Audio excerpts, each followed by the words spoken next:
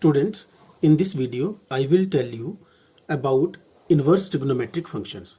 Now, before starting this exercise 2.1, you are supposed to know the principal value branches of the inverse trigonometric functions. For example, principal value branch of sine inverse is minus pi by 2 to pi by 2 closed interval. Cos inverse is 0 to pi closed interval. Cosecant inverse is minus pi by 2 to pi by 2 closed interval excluding 0.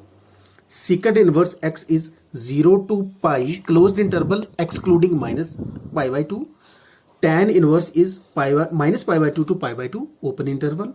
And cot inverse is 0 to pi open interval. Now here we have to find the principal value of the following. First question is sine inverse minus 1 by 2. Now we know that sine inverse x is equal to y, sine inverse x is equal to y, then x is equal to sine y. So this we will use here.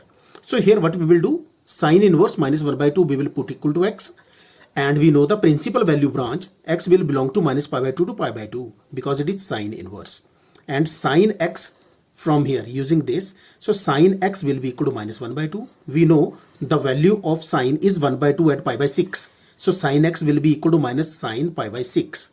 So we know minus sine theta is sine minus theta. So we can write it sine minus pi by 6. Therefore x will be equal to minus pi by 6. And this minus pi by 6 belongs to this principal value branch. Let us take one more question.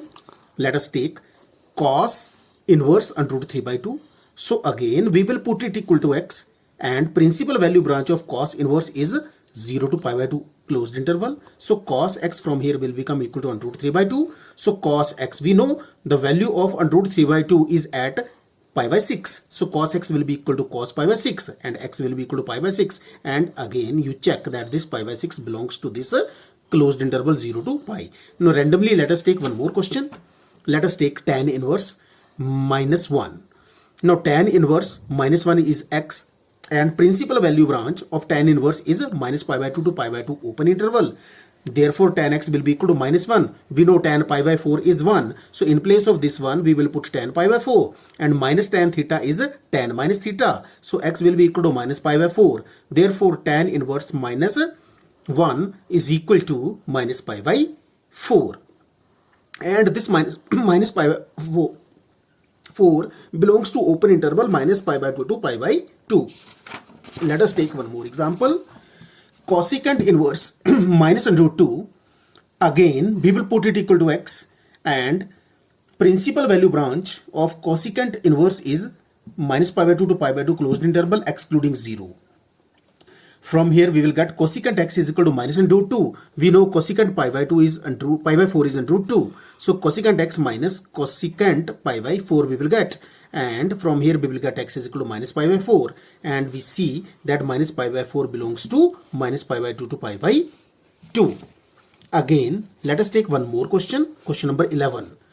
Tan inverse 1 plus cos inverse minus 1 by 2 plus sine inverse minus 1 by 2. In all these questions, whatever the formulas we are using, I have tried to write those formulas within the question so that it becomes easy for you people. So it is equal to tan inverse 1 plus cos inverse minus 1 by 2 plus sine inverse minus 1 by 2. Now this is the formula which is equal to pi by 2. So in place of this whole we will put pi by 2. So we will get tan inverse, and for this one we know value of tan pi by 4 is 1. So in place of this one we will put tan pi by 4, and plus this whole will be pi by 2, and tan inverse will cancel out, and we will get pi by 4 plus pi by 2, which will give you 3 pi by 4. Let us take one more question. Question number 14. All these questions are similar. Once you are able to understand, I think you will be able to do all the questions. Question number 14 is tan inverse under root 3 minus secant inverse minus 2.